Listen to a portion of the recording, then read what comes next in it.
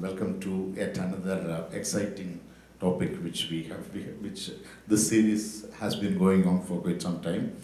And the last session, like we structured it in such a way that the first session in the morning was the big picture, giving an overall picture of how SME sector is giving support to the GDP growth. The second was about manufacturing, and the third one, which we just concluded, was the new funding tools. SMEs, they say that they have challenges. The major challenge is that they have access to funding. But here, after this, once they grow, after the fledgling stage, now SMEs have to actually stand off their own, and they have to think big to the next level of growth.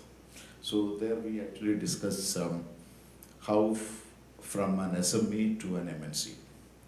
We noticed that all over the world, all these global, even Fortune 500 companies are also once small companies, either started by one single individual with a vision and made use of the opportunities available provided by the government and the society and the market, and they grew to that stature. Here now, what are the essentials to become an MNC or to think big?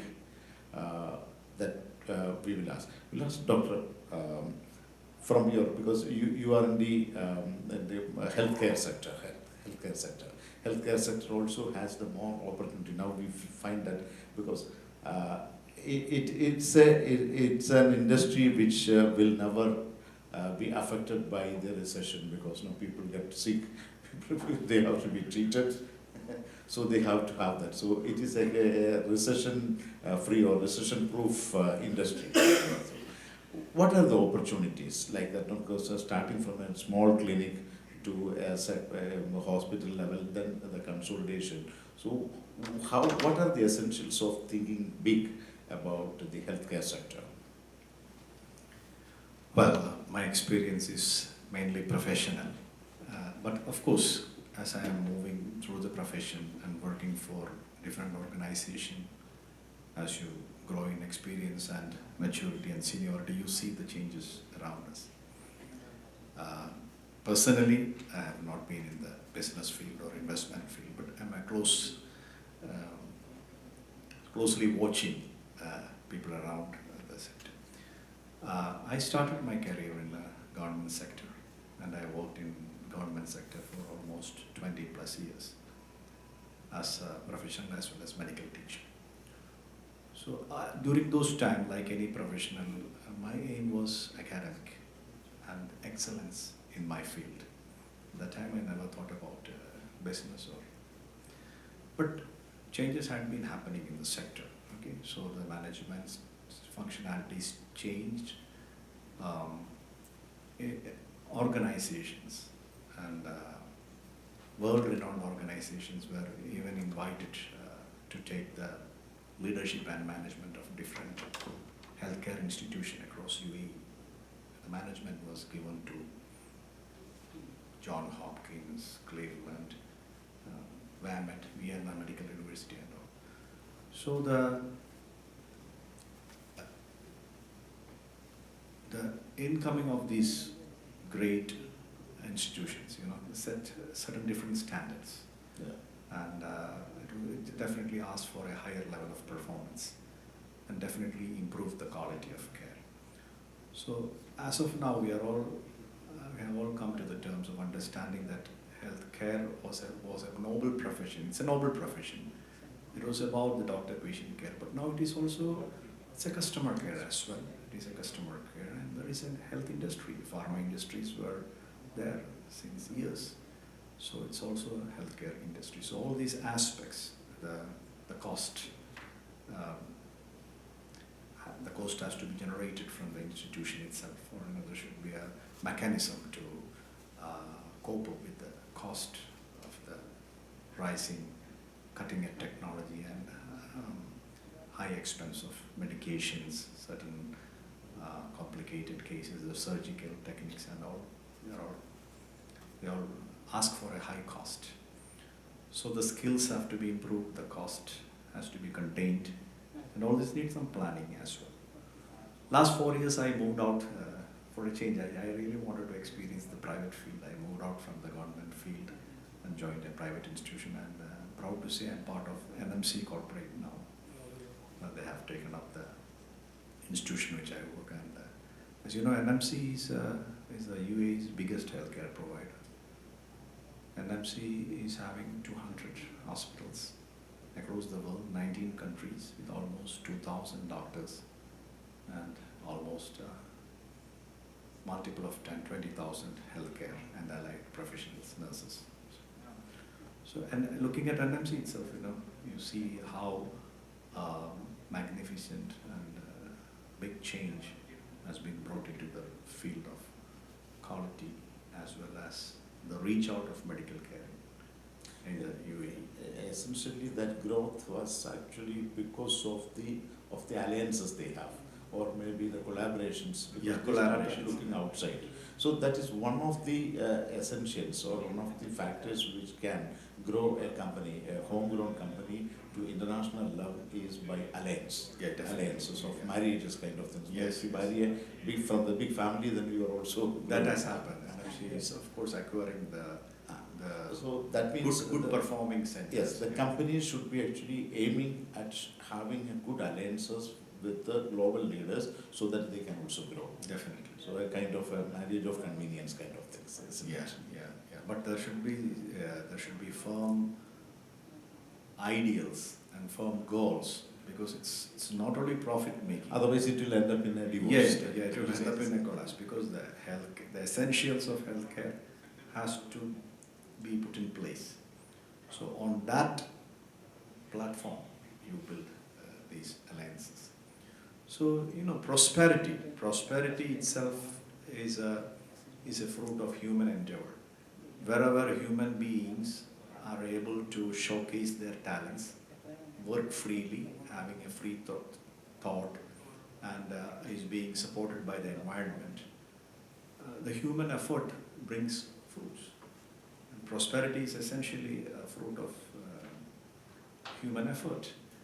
So when you look at prosperous organizations or prosperous countries, essentially that country will be a peaceful country. And that place will be guided by wise leaders, who have a vision about the future. So it's really good that the industry is growing, because people will get jobs and people will get good quality of services. The social life itself is being edified and elevated, and we are eliminating the dangers and disasters, and sickness is basically a danger to the human race. So by bringing in more health, we are eliminating the bad effects of sickness and premature death on the society. So this definitely is a rewarding field, but I would say there should be a balance between holding steadfast to the ideals, to the pillars of healthcare. At the same time, a wise planning can bring in benefits. Each healthcare institution can plan itself and avoid unnecessary cost, unnecessary expenses, and bring out the expenditure of the institution from that place itself. What we call in health industry cost centers. Yes, the cost centers. Okay. Thank you. Anup, you have been closely associated with the kind of the funding requirements and other things also. You have been approached by smaller companies also, like SMEs, to help them raise funds for growth. So what was the pattern you have noticed in those companies which has entailed this additional funding for growing big? In fact, there are different types of funding requirements which comes here. First of all, the kind of funding which you are saying is the funding for the expansion needs. There, as Dr. was rightly mentioning, there is a visionary leadership. The group wants to expand to a certain next level of business, maybe in this particular country itself, or even maybe abroad. So for that, there is a clear roadmap. For that, they are asking for the institutional funding kind of things. The second category is that they are looking for the working capital requirements. they're struggling to meet the means and ends, and so they want some immediate funding so that their day-to-day activities can be supported. These are two categories of the requirements which normally comes. So now when it comes to a corporate entity, having clean books of accounts and clean track record, and a clear business projection which shows that where they want to reach. So in those cases, there are institutional funding available in many ways. There are large-scale institutions which is giving private equity firms and other things which is there, which is willing to invest in different types of industries. Then there are family fund houses willing to invest. Even there are HNI people who is willing to take part. So in those cases, they have a clear roadmap. They already have defined in certain cases like this is the kind of funding we need. Certain people will be looking for equity partnership. Certain will be going for the debt kind of arrangement. Now crowdfunding is also in place, so the requirements can be addressed. So that structured segment, they will not be lacking anything in terms of finance and other things. But whereas it comes to the working capital requirements or these things, especially in small and medium-sized companies, currently there are many companies which are struggling. There we see a particular pattern is that at the time of when the requirement is there, like when the red light is already on, at that time they're coming and asking finance. Before VAT was implemented, majority of the companies were not having a proper books of accounts. So the prerequisite for giving finance by any particular lender or somebody, even for the banks, so like it is at least a 3 years balance sheet, a proper audited report and everything. This will be a big lacking will be there. They will not be having a proper records, proper accounts records and all. So once that transparency is lacking, they will not be able to provide the finance. And the second thing is that even if there is a finance records and other things available, the company's business model is not documented. They'll be saying a lot of things, but in a proper presentation, if you ask them to give a presentation about your business model, a proper professional presentation, that will be lacking. The entrepreneur who is starting this as a company, he may be good at his business, but these kind of activities, he may not be good at making it. So when these kind of things are properly created, then only somebody who is having finance will be interested in financing. A proper roadmap for where he wants to go, what is his requirement, how he is able to repay, then a proper account records. Exactly. A proper roadmap, as you said, rightly put it. Funding is secondary. Funding is secondary. The first thing is that you should have a vision. Where your company should be 5 years down the line or 10 years down the line, where you want to be a big company, or you want to be, you aspire for the sun, or even then only you can, the sky, not the sun actually, you will. So what essentially is required is the vision for a company. So that is the mission statement of any company. You can see that no, we want to grow to that stature or something like that. No, then all other factors will follow later. So that essentially is that. Jignesh has been actually associated with a lot of companies because he himself is a very, very successful entrepreneur. He has seen both the sides of how to start a tiny unit to grow, and advising companies to grow global. And now he is in Dubai, associated with another company who are actually aspiring to be a $1 billion company one day. So what are the essentials for, first of all, to think big? What should be driving them?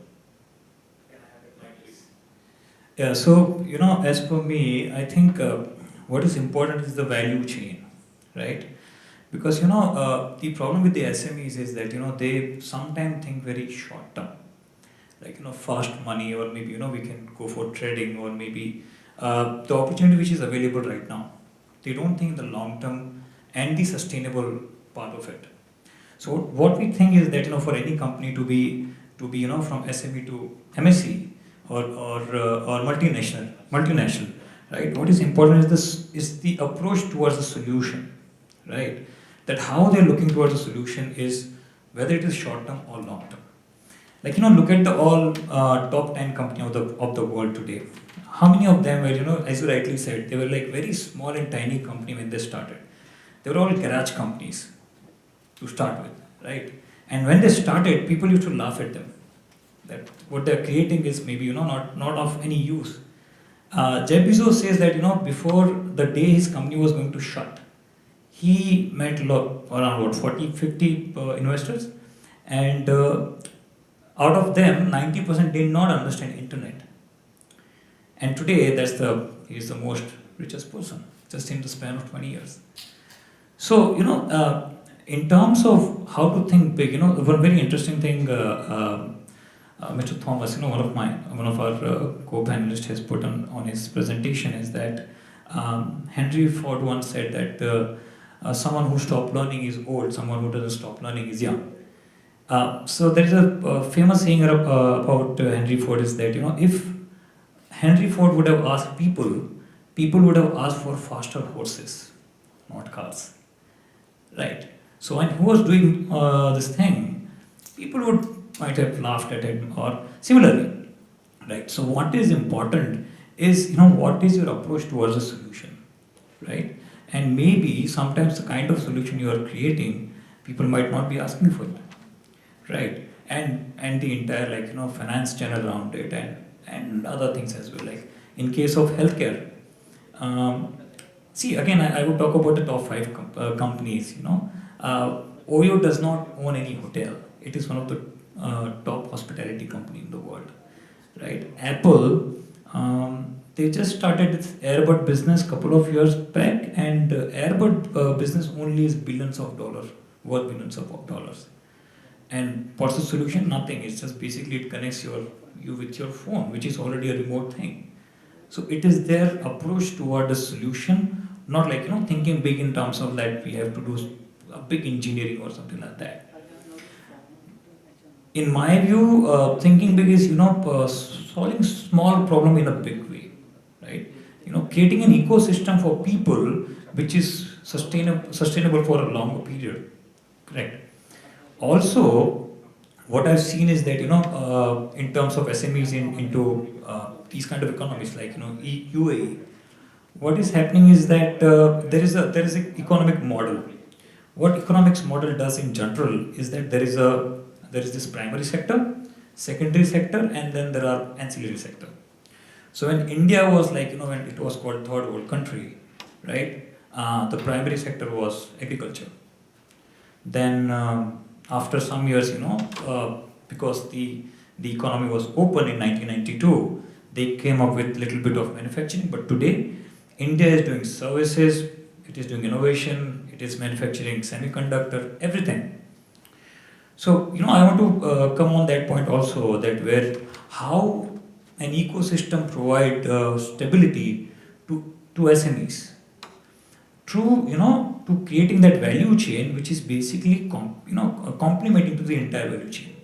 What is happening today, I think that's as per my opinion in UAE, is that it is basically oil-based economy today, right? And that's the primary economy, and they are giving real estate for people to do more business. But that somehow is not complementing the entire value chain. What has to be done is that, it has to come back to the, to full circle.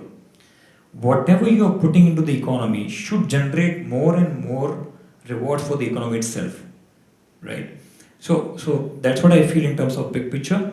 And I think UAE is a very big market. Even though after all this, I heard that the oil-based economy is a little bit slowing, but still it is a $450 billion economy with just population of 10 million people. So in terms of resources, there is abundance of resources. They have land. People just have to be a little innovative and a little bit more, their approach has to be more in terms of sustainable economy. Automation is very important because now I think the old ways of doing business will not work. In healthcare also, things are changing so fast. The company which I'm working for, which Bhaskar also knows a little bit about. So, we have created this AI tool for brain measurement in 1/4 of the cost of what a US company has done in India. And that tool is going to sort of disrupt the brain imaging ecosystem across the world. Because today, what doctors does is that, they look at the scan and they do the eyeballing. But this AI tool is going to replace the entire ecosystem and, tomorrow, so it will be obviously certified by a radiologist, but it would be done completely by AI assisted algorithm. So that is the kind of, developing that kind of solution takes more time, right? But then it's more sustainable. It will give you reward for at least 20 years unless the economic cycles around that solution is completely changed. So I feel that there is a lot of opportunities, because wherever there is a problem, there is opportunity. I think if uh, economy here is on the verge of changing, then there must be there is a lot of thing happening around climate change, sustainable energy, renewable energy, innovative healthcare. So one of the thing Portuza, my friend, the co-panelist also mentioned is that a lot of thing around financial discipline has to be done, because unless you have a history of financial record, it's difficult to monitor finances. There is a plenty of finance available in UAE, but as you rightly said that there has to be balance sheets, there has to be, so all the developed economy or maybe coming up economy, they have now something called disciplined financial reports or disciplined financial history around everything, because now they have maybe income tax returns, VAT returns of years together. Now this one not only helps the government, but it helps the other stakeholders as well, because you also can see the health of your organization. So somebody told that you start a business, you put some money, but since you are not monitoring your business on a day-to-day basis or a periodical basis, you don't know how much cash flow is generating, what is the need of the business, how much funding you should take, what interest rate you should be taking, how you should be placing your growth, whether you should be changing your business model. You would not be able to come up with all those kind of decisions unless you have a systematic view of monitoring your business. So that's also one of the biggest opportunity, I think, which would be there around innovation and AI, because this, I'm sure you would have heard about Watson. So people are saying that Watson is replacing doctors, lawyers, and account professionals across the world. No, he's not doing that. That it's basically automating just one part of it. Humans are going to be smarter than that, right? So earlier we used to ride horses, but now we drive cars, correct? So jobs are not, as I suppose the earlier panel member mentioned, that jobs are not going to be completely gone. They will be changed. Their modes is going to be changed as per the new economy. There's going to be for say for example, now so many engineers are required, so many AI engineers are required, so many you call it people who basically design AI is required.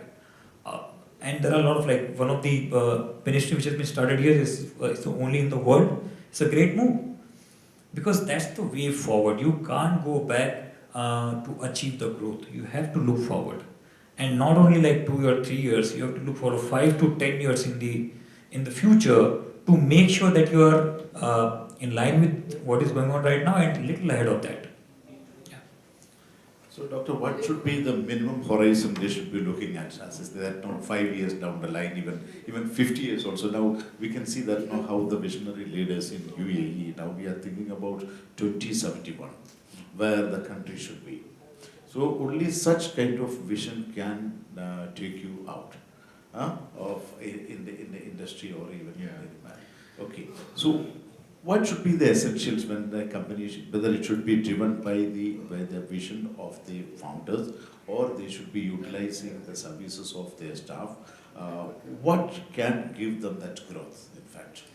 Well, now as Mr. Ignatius was mentioning, wonderful scope of technology and how far technology and machinery can replace human intelligence. This is the era of artificial intelligence. But when we are growing, we are also growing not from this particular point of time. We are part of history. The whole human society is evolving. The human culture, the settlements, states, countries, nations, globalization. So it's an evolving process. And the evolution and the growth should be environment friendly. definitely should be environment friendly, protective of the planet. Whatever is naturally designed, whatever is naturally existent has to be preserved, because we discovered, not only in the area of medicine, in physics, chemistry, wherever, inventions led to disasters as well. Inventions, the intention of which was good, but then it took a different turn and it made disastrous consequences. So this human factor cannot be eliminated. So the human factor means the professional factor. He was mentioning about the environment-friendly imaging technologies. So the flip side of it, no, I'm not against technology. I'm using it, and I would love to use the technology as much as I can to get. In medical field, we use the technology to confirm our postulation. When we see a patient or a case, we call it a case in medical terms. It's a person, of course. So we make a postulation. This is the probable issue of the person. All the investigations and imaging studies are just to prove the primary postulation, right?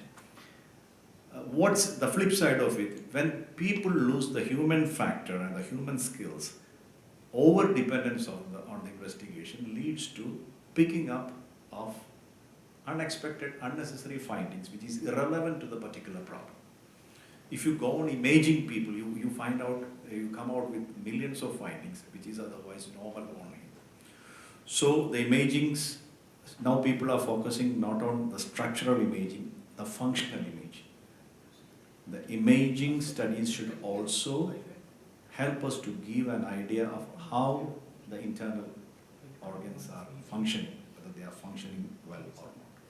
So this balance has to be kept. One, it should be environment friendly. Two, the human factor, the professional factor, the skills factor is still the base. Based on that skills factor, is the technology is complementing the expert to come to the appropriate conclusion of such. Definitely, whichever technology, it has no limit, whichever technology can showcase this end, which can support the profession, which can support the expert in achieving the best outcome, should be promoted. And I would say there is no limit. It's not just copying from someone. People have to think homegrown tools. For example, in the institute where I work, we use a software, medical software. Now it's everywhere, EMR, the electronic medical records. The books and papers and case sheets have gone. It's all EMR.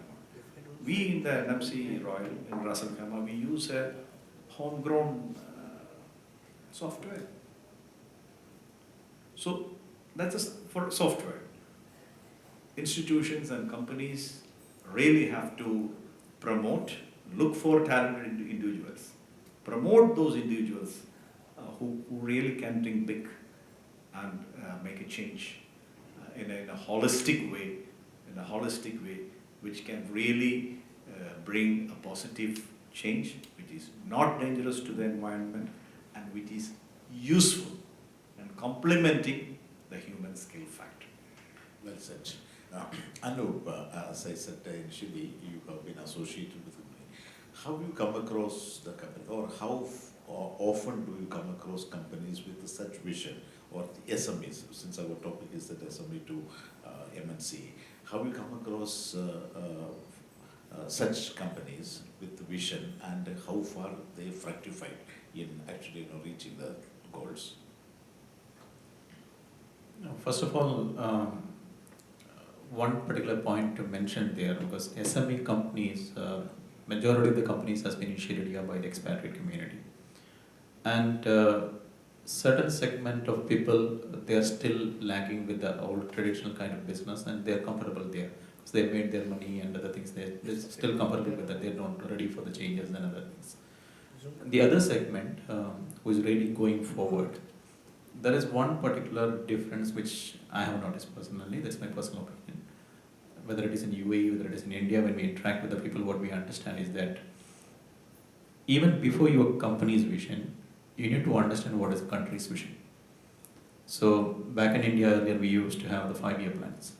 So what the government is going to do for the next 5 years, it is being said in that particular statement. So then, if a company is operating in that country, if they do not know what your government is going to do for the next 5 years, and if you plan something against to that particular policy, your vision will not be to be clashing with the government's policies and all. So similarly, if you say in an organization, if the company is planning to expand in China, and getting that information, if you learn Chinese, you will be one of the first person to get promoted to that particular one. So like that, when your country is designing something, you need to understand where the country is moving. As you rightly said, UAE has set the vision for 2071. Up to the Mars, they have set that these things. Vision 2030 is already there. So even now, if you go and interact with the SME companies here, you can normally get a common question from majority of the people. After Expo 2020, what will happen? So the country has already set the vision 2030 long back. Now 2071 vision is already there, but still people are coming and asking what will happen after 2020. So from there itself, you will understand that their vision is not moving beyond 2020. So they're stopping with 2020 there, whereas your country has planned to 11. And this is the first country in the world to start a ministry for artificial intelligence as well. Question is that how many people have visited the website of the Ministry of Artificial Intelligence or the government's websites? Because all these informations are in the government website, what they are going to do, what kind of changes are coming in. Everything is there. It is up to that company to go and see, okay, what is happening. Unless and until you do not know what is going to happen, you cannot frame your policy. So the people who is coming with the potential long-term plans and other things, what we have seen is that they have gone through these things and they have set up their plans accordingly. This country, if it is moving in this particular direction, definitely my company has a growth plan along with the same thing. So it all starts with the government's initiative. The community which is operating in that particular country has to understand this is the way the government is forwarding or the entire economy is moving forward. There, one important aspect both of our panel members were mentioning is that the technology. Technology is actually going to drive the entire growth in the future. So many of the companies who is going for the massive investments in their business, they are allocating a very good portion for the technology and innovation part. And earlier, they used to have internal R&D departments, but currently they're depending on the incubations. They're funding the incubation activities in the universities and other things, so they can get brighter and better talents at a lower cost. Rather than in-house operating a big R&D center, it is being outsourced. So this kind of a change which we are seeing, and the basic difference is that their vision is aligned with the government policies. This is one particular important thing, because it is applicable from top to the bottom. Jignesh, the vision is there, the wherewithal is there, everything is there. Now, what can be the setbacks, or what can be the challenges towards achieving this, whether it is a lack of corporate governance or the vision, of course, it is there now. What can undermine this vision then? Yeah, so I think the challenge is, the major challenge would be end-to-end ecosystem, right? When I said that value chain, so that means that you can have an opportunity which is basically into one sector only, right? But you have to have a complementary sector around it. Say for example, I think that the last fantastic run UAE had was because they had a primary industry which was complementing the secondary industry very well. Basically, because if you'll have business, you will have people. If you have people, then you will have industry around that, right? But because the primary industry is little suffering, the rest of the industries are dwindling, right? So that is the primary challenge in case of achieving any kind of big goal. So if for that matter, as I told you, that I believe that it is a still $450 billion economy, and they have a lot of resources which can be utilized for a lot of purposes, which can be maybe research based or maybe otherwise. There has to be complementing ecosystem. There can't be only one industry, maybe only real estate, only tourism, and then people come and then the rest of the consumption happen. It has to be at least a combination of 4 or 5 major industry, 4 or 5 major ecosystem which complement each other, which balance each other. Like what I see today is that still almost 45 to 50% come from oil and gas, and then after that it's diamond and gold, and then the rest of the tourism and other industry. Because the people are there for only these industry, and then the rest of industry is basically to survive them. Correct. So if there can be something like if there can be a good AI opportunity, a lot of AI and automation activity can happen here, and again that will bring a lot of human resource in this region, and again that will basically create an ecosystem for them. But again, the challenge would be that only because after a couple of years, maybe 10, 20, as you rightly said, what after 2020? So there will be Vision 2050, when maybe you will be would be, if not world leader, but a leading player in AI, because they are putting a lot of focus on that and automation and a lot of other things. But 20, 30 years after, the technology will change. It is all to change. We all have to agree that, right? So what after that? So, your Vision 2050, Vision 2070 has to be in such a way which creates more and more interlinked ecosystems of sectors and opportunities. If that is the challenge which can be, sort of planned well, then the policies around that can be better. Like one thing which I again would like to mention is the proper history of financial management, because without monitoring, it will be difficult for any government or any business to grow. You need to have a history. You need to have that kind of number. You need to have that kind of analysis to make sure that what human kind do, what is all the evolution, as you rightly mentioned, so that it comes from learning. Evolution comes from learning, right? And for learning, records has to be there, and that kind of I would say that kind of basis has to be there. So that is one challenge, I think, that to create that kind of ecosystem which is interconnected, which is also complementing with the rest of the region also, because you can't do business with yourself, you do business with others.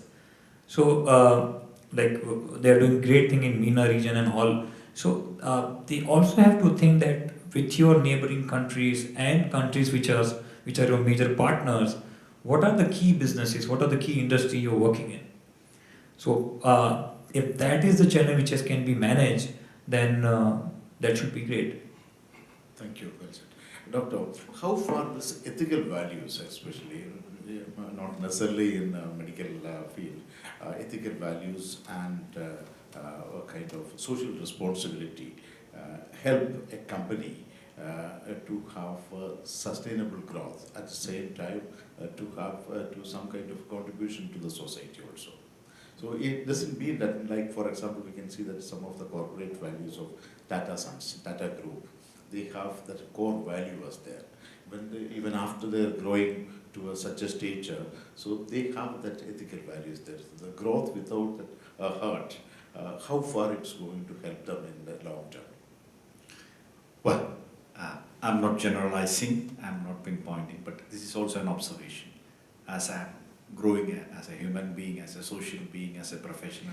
There's one element to that one. Why? Because we see the pharmaceutical companies, Yes. their research and things. They are MNCs or even transnational companies are with the kind of. I got your question. Yeah, I got your question. yeah. I got it right. Well, this ethical conflict is always there, particularly in the healthcare industry. When high ethical values are guiding principles of the healthcare sector, the healthcare industry. Well, it's a human, I would say it's a human error to look for short-term gains. When we focus only on quick and short-term gains, there is a tendency to overlook the ethical values. So just we should show a profit at the end of the year. We should show that net profit, and that net profit should be double the previous year. So if that is the way things have been planned, you're sure to cross the ethical barriers. So the ethical conflict will be there and you will be crossing the ethical barriers. I wouldn't believe that such an organization will sustain long. That will crash eventually. You take the history of all the successful organizations who have stood over time, who have grown over time. Anup was speaking about governments. Why government regulations are important? Because government leads the group of people, you know. As of now, it's a country. The country is a group of, a similar group of people is led by the government. The government understands the needs of the people.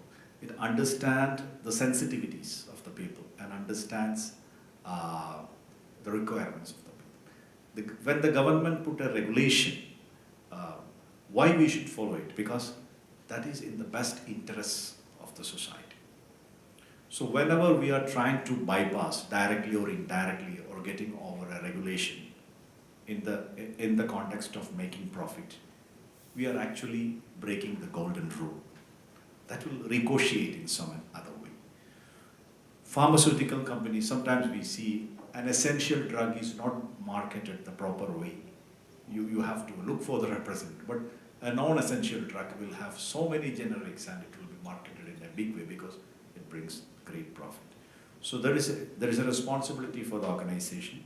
There is a responsibility for the person who is in the end point of receiving end of these things to react or proactively address these concerns. At the same time, artificial scarcity also there. Artificial scarcity, we see all these things. Yeah. But I would say, again and again, ethical principles form the base of human development.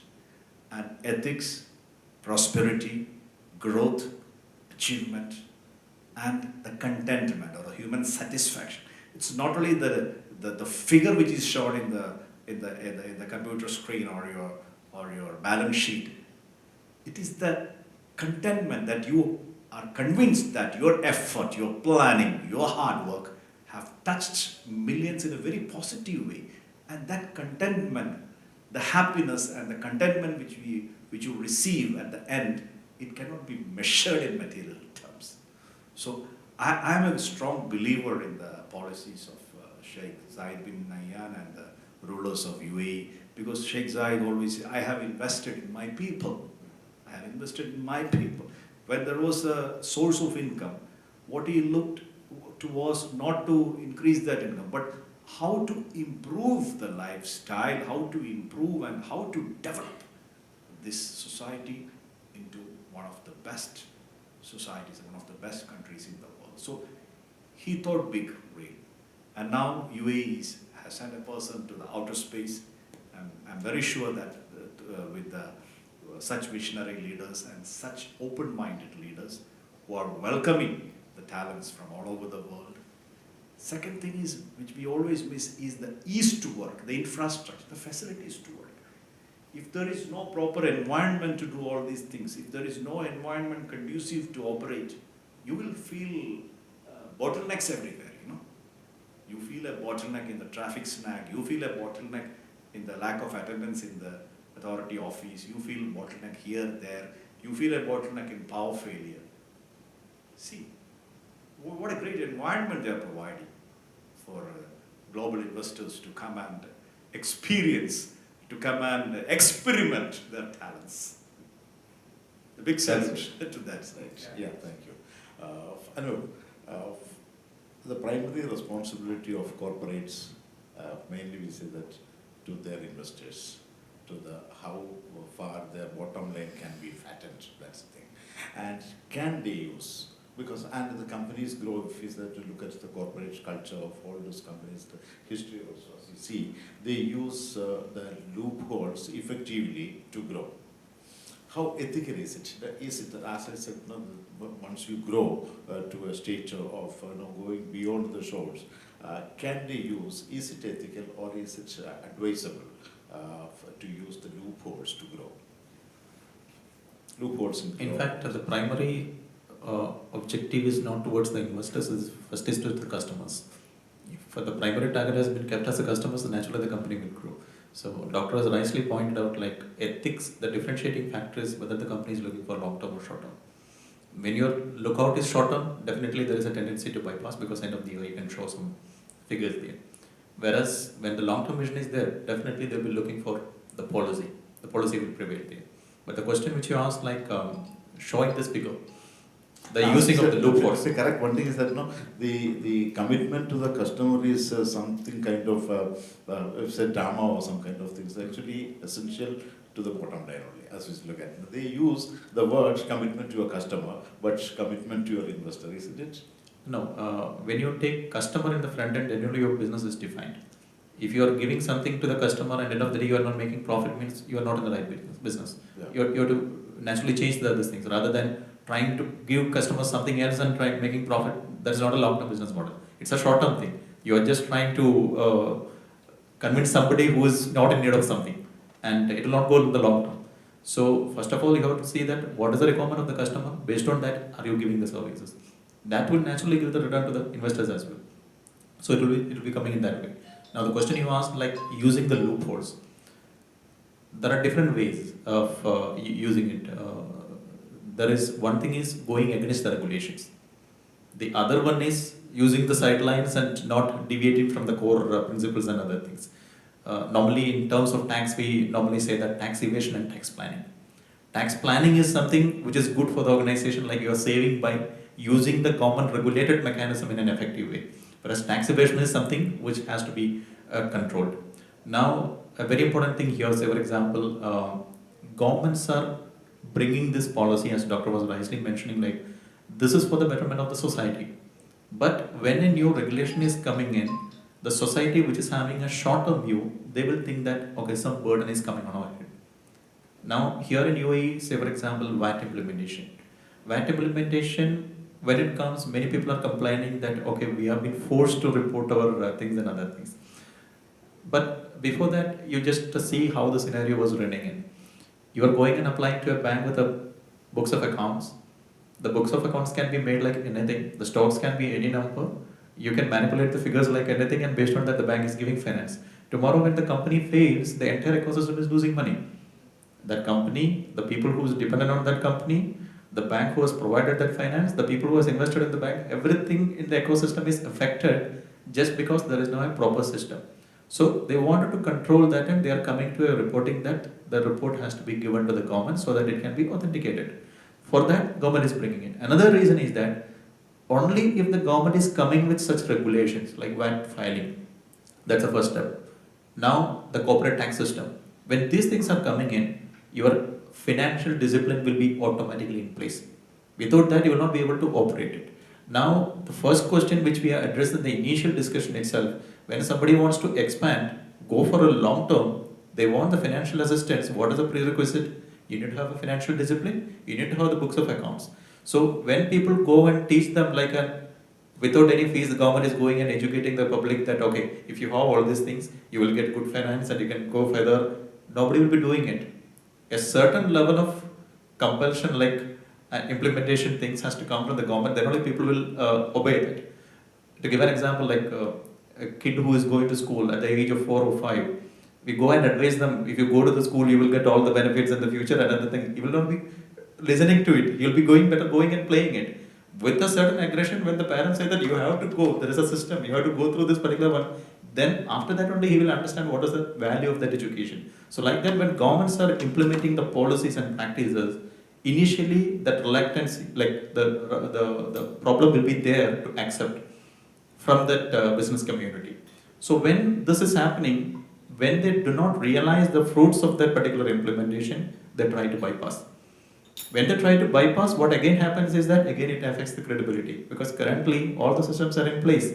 So now the government is taking all the records and everything is online. Automatic recordings and everything is there. All the banks are integrated. If anything is happening to you, automatically in the system it is visible. So as long as you are going to cheat the system, it is again you are getting yourself cheated. So going forward, this kind of using of loopholes and other things, it is not an advisable practice. But of course, when the tax and other things, a proper tax planning, that is something it is advisable. For which what you need to do is that you need to have essential support or any SME company. One is a legal advice, the one is a chartered accountant. You need to have these two professionals expert advice to be taken, so you will not end up in any particular problem. So a chartered accountant, why it is important is that he is dealing with multiple companies, he is auditing different companies. He is not coming there just to enter your numbers and give you a final audit report. He can share a lot of information of what is happening in this industry. So their expert advice and opinion has to be taken so your plannings and other things can be taken accordingly. Why legal is important is that the country is making a lot of legal changes, especially in this part there are more than 200 plus nationalities operating. And the government is keep on changing a lot of changes beneficial for the economy. Even the bankruptcy rules and other things, there are a lot of changes which the government has brought in. And even the sponsorship rule. There are a lot of things which is why the government is bringing it to support the economy and to bring the economy to the next level. So these changes, first of all, the community has to understand, okay, this is for our benefit. Only if you get a proper understanding, then only you will be able to plan accordingly and go further. So then a proper planning will come. The evasion part will over. So rather than looking for the loopholes, it is look for the brighter side. Governments are there to protect. Only if the companies prosper, more employment will be generated, country GDP will be growing. So governments will never do something which is against the economy. That is the first thing to be understood. So when the policy is there, we have to look what is the positive side for me, how I can join that particular, and I should not miss the boat. Like that they have to do. Yeah, thank you. From the chartered accountant's point of view, when you look at it, the ethics as well as the loopholes, you are the ones. So the chartered accountants are the ones who are actually showing the loopholes, not illegal, but the things that the classic examples which we have seen the growth of Reliance industry in India, because Reliance has used the loopholes to grow, right from the bulk import of TPS to all those things. They have used that, and the investments, whatever what's called plowing back the profits, the tax holidays which they have been using it.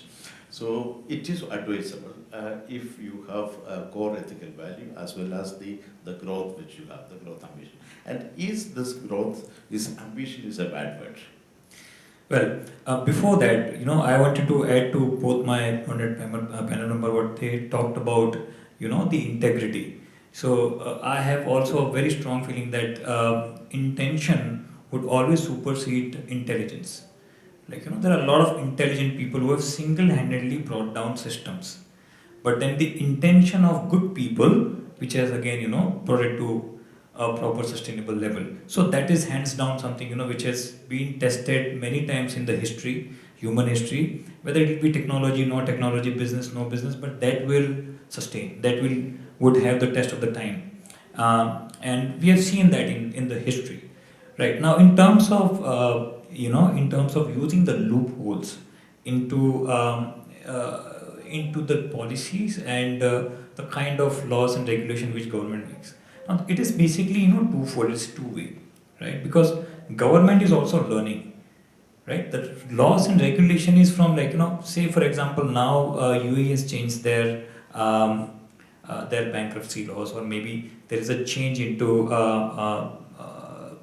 check bounces cases, right? Or so why? Because they have learned from their experience, correct? So what happened into cases like Reliance and all? Because they saw the opportunity, right? As a community, as a business community, what they did, these are and at the end of the day, whosoever was there in the system made money out of it, and government made a learning.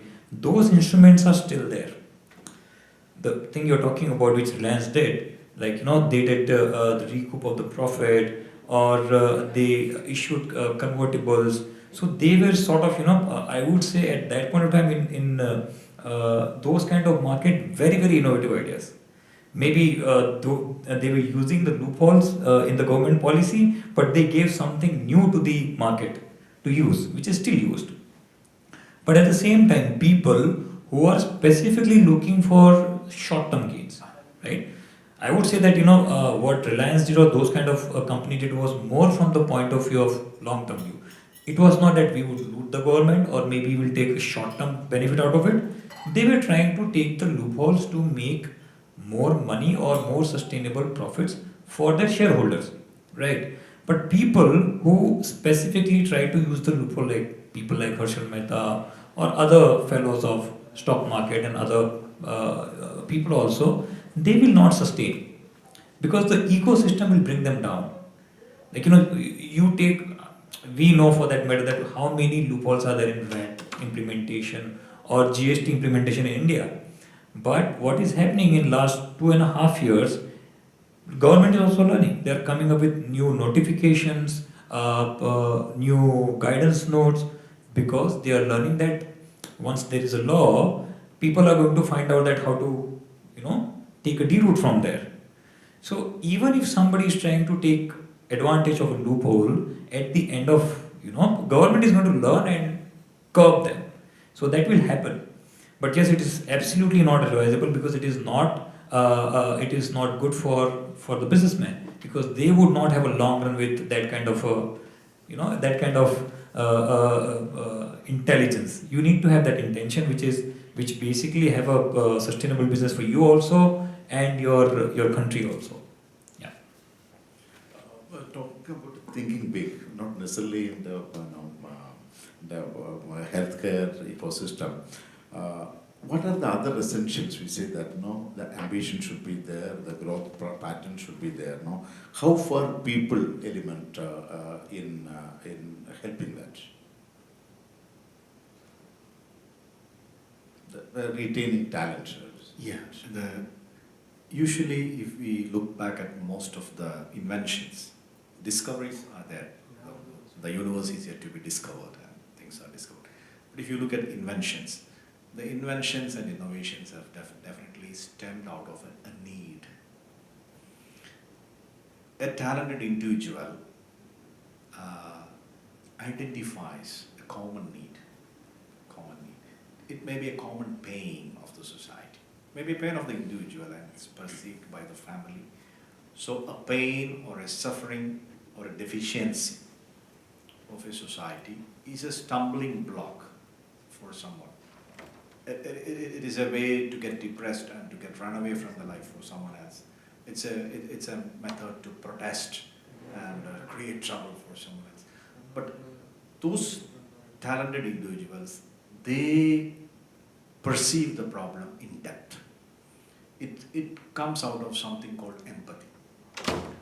How that person's problem and feeling is affecting this talented person. So one need to have that sense of empathy. Once that sense of empathy is there, that leads to a thought process. All these things comes out of thought process. And that definitely leads to innovating inventions. So that empathy factor shouldn't be killed.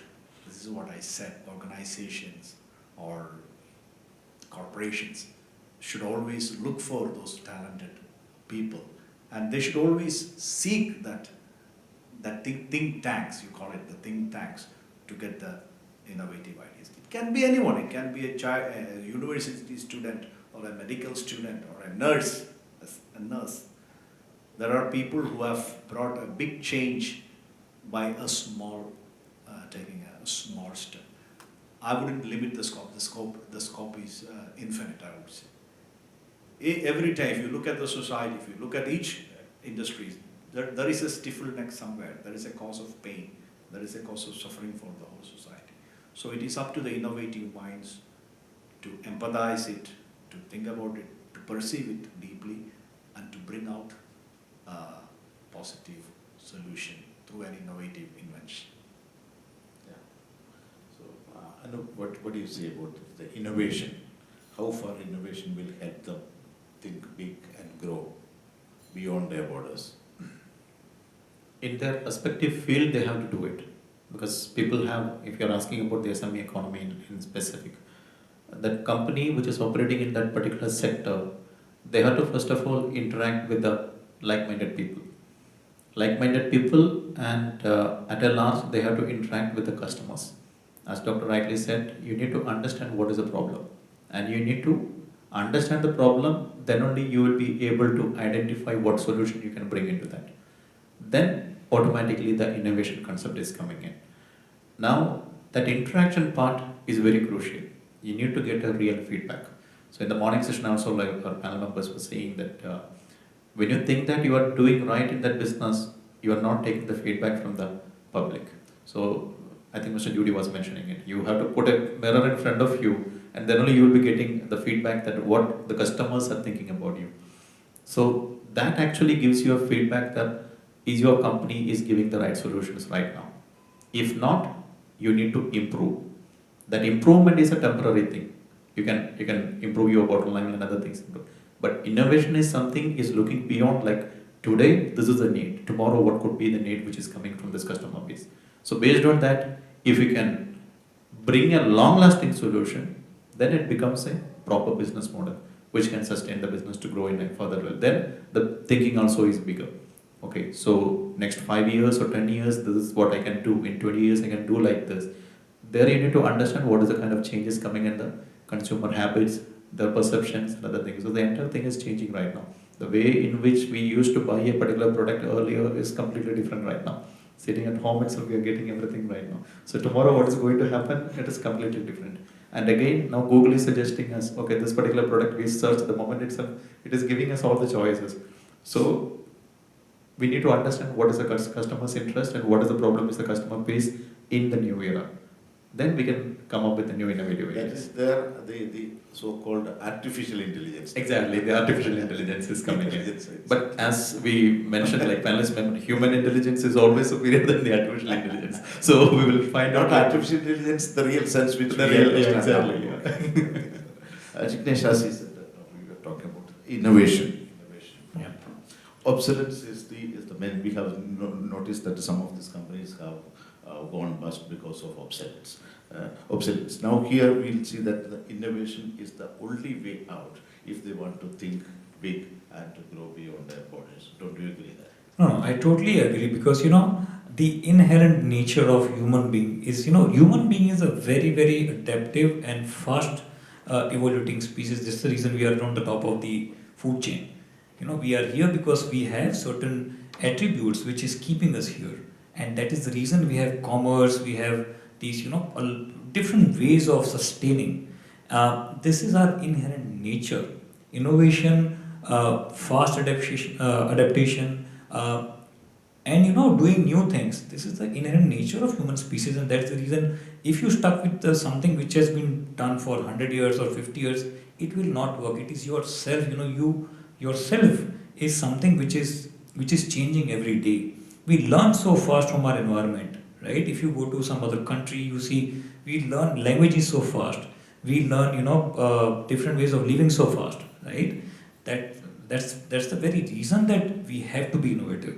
If you don't innovate, things which has been done for centuries or maybe done for a pretty long time will be obsolete, because that's against our nature. That's again very human nature. And one thing which because with innovation what comes is that, oh my God, there'll be scarcity of jobs because AI will take up the jobs. See, that's the very thing, that we will always be smarter than AI. Because when the AI is learning, we are also learning. We have created them, right? And since it is the inherent nature of human being to be very, very adaptive, we'll adapt them as well, right? I mean, somebody sitting in US has created the first AI, and somebody in Ghana, they are using it. How is it happening? Because it is the inherent nature of humans. We don't have to worry about innovation. We don't have to worry about AI that they will be taking up the jobs. I think we should be, because that's the need of the hour. That's something which is the calling of human species, and we should be focusing on that so that we can open a new chapter in human beings' journey on this planet. Okay, last but the growth plans, all those things. No, companies cannot think beyond those borders, especially if management, especially we are talking about in the context of SMEs. They need professional services, professional help, because we have seen all the multinational companies here grow. The history, they have been guided by professional groups like the Big Four or even the PwC, Right. or even Otis, EY, all those companies. So how far they should be actually utilizing the services to think big? 100%. They should be doing it.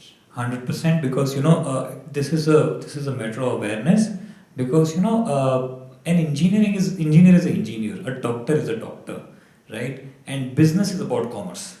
It's about buying and selling. It's about demand and supply, right? So a businessman comes from a very specific point of reference, right? He doesn't have, very few businessmen have the complete idea of how this ecosystem of business run. It is like, you know, it has management, it has finance, it has compliance, it has HR, it has sales, and it is after sales also, and on top of that innovation. Because any business who does not innovate after 10 years, or who is basically not innovating every 5 years, will die off. Like the very reason NMC is top of the game, because they keep reinventing themselves. They keep, you know, do alliances with new hospitals, and that's the reason they're at the top of the game. They keep, you know, struggling through that. So if you not take, for that matter, not only finance expert, any expert, right? If you want to have a sustainable business, you should take help from the experts in their particular field, especially finance. Because business, mathematics, management, monitoring, and review, and taking decision on informed business analysis is something which is essential to any business. Without that, it's very difficult. I mean, obviously there are a lot of business which flies, but I guess 90% of them fail. And that is the major reason. I see a lot of startup who have great ideas, fantastic ideas, and they just die off without having to see the light of the sun.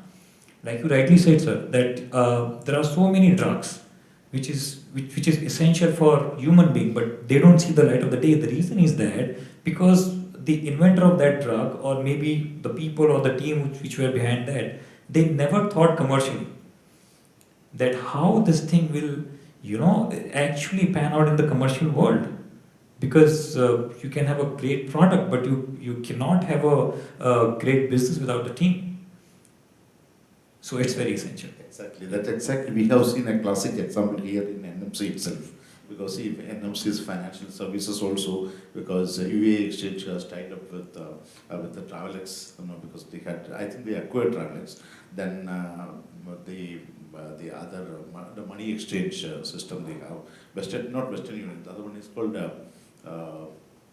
what is UAE Exchange, that money, Express Money. They have grown global just because of this kind of alliances. So assist that, and they, fintech, now it's called Finabil or something like that. It's a Finabil or something, they have used it. So they used as the professional services, they engaged international groups like PwC and all those, that is why. So that is why, to add to complement to what he said, is that, no, what is your opinion? They should be using that. A doctor maybe need not be an entrepreneur. He has that core value. He has to give guidance to. There are a few examples. So that means, you know, this should be entrusted to a group who can actually, you know, handhold and to grow them. There should be a balance. I believe the business should not be entirely run by business. Profit motive. Shall I call? We call bureaucrats. So now a new generation. All the MBAs, please forgive me. Business crats. I don't know. Shashi Tharoor is famous in coining terms. I don't know. I am coining a note of. So I would call them business crats. Whatever it is. Yeah, it's good. They bring some freshness. They are young people. They are styled well. They have learned well, and they are definitely leading the show, and they are searching new horizons. But I think in the think tank there should always be a professional, always experts, as you said, the legal expert, the accountant, and if it is engineering field, the scientist, the physician, you know, the person who is in contact. So the team should be entire. It should not be just a business team. This is the number one. Number two, as Ignatius pointed out, healthcare industry. What is the future? So now big hospitals are there, and every hospital will try vie each other to bring out more and more results. So there will be better diagnosis, better cure rates, and pharma companies are bringing better medications and better gadgets, which is people friendly. The medications which used to be given as injections now is given as inhalers with a lower dose, with lower toxicity. That's all fine. But what is an associated thing? Pertaining to the healthcare industry wants to keep the people healthy and happy, right? So if we only focus on the curative aspect of medicine, it is going to reach a dead end somewhere. it's also important to have a preventative aspect. People have to stay healthy. We don't want people to get sick. If ever they get sick, they have to be cured. And also the recuperation. These areas are not yet that much developed in the third world countries. What is the recuperation sector of healthcare industry doing? There should be a health club or a gym or a physiotherapy center with each hospitals, and how far the facilities are being utilized. Preventive care, people get sick, there are flu seasons and people get flu. How effectively the preventive strategies are being used. So I think any successful healthcare industry should look at the development of the preventive aspects, the dietary habits, the lifestyle changes. Most of the diseases, modern day big killers, are because of the lifestyle diseases. So what things can be done in a way that will, so the whole community can come and take it as a package. So the preventive care and the recuperation stage of wellness, this is also important. And this recuperation or the wellness improving stage and the preventive aspect has to go hand in hand with the curative aspect of big hospitals. This is what I think. Thank you. In essence, thank you very much Anup, of Dr. Jignesh. You contribute immensely to this one, actually adding value to this one. I hope the industry will take it forward from your suggestions. So what MNCs, this small units, tiny units should be actually taking cues from you or the suggestions, and they can grow big. The only thing, the growth limit, sky is the limit, they can grow provided they have a hand-holding by a professional group and a vision, at the same time ethical values. Thank you very much. Thank you very much, sir. Thank you. Thank you.